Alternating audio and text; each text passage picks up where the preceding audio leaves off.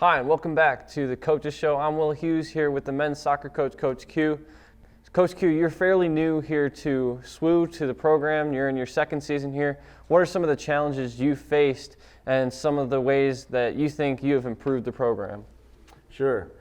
Well, it's been a challenge for all coaches and students, I think, this year with coming through a pandemic and still not, over it. So the challenges of having to adjust, a whole new freshman class, brought in 17 new players this year, 13 freshmen. It was very difficult for them. Their high school season was cut short.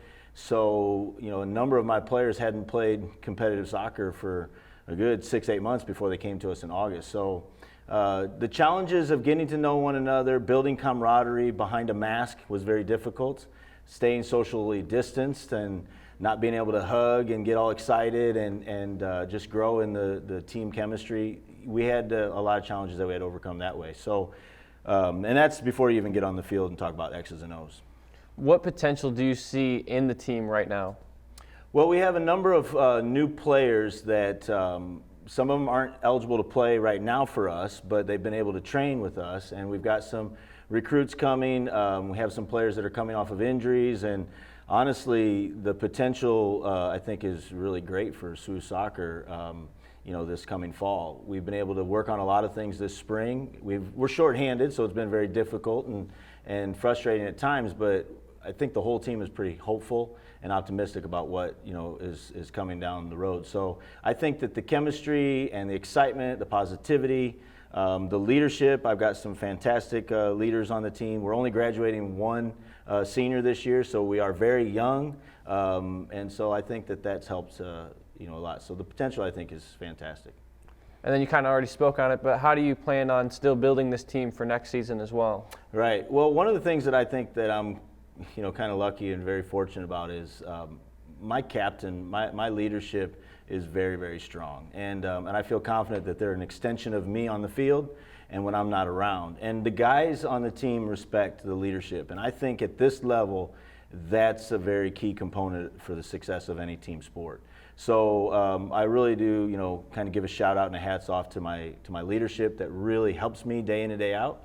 And then, a couple assistant coaches that come along, Gary Greenwood and Tim Taylor have come alongside of us to help, and they're volunteer assistants, and they are just, fully committed, and the guys respect them and love them. So I think the leadership and the managerial side of things is pretty solid, and that helps. So we don't have some of the distractions that, have been there in the past. So right now, yeah, I think the sky's the limit.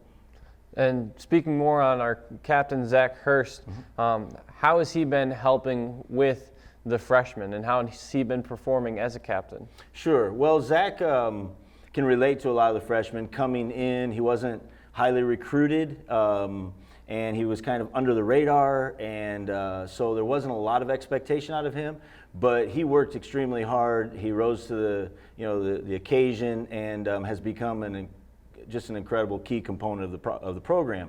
So when he talks with the freshmen and encourages them to keep working hard, stay in there, stay focused, they can relate to that because he's been there, done that. The other thing is he's extremely intelligent on and off the field, but he doesn't get overly emotional. He gets passionate, but he doesn't get emotional and lose his head. So I think the guys feel comfortable around him when training or the game becomes quite intense or sometimes confusing.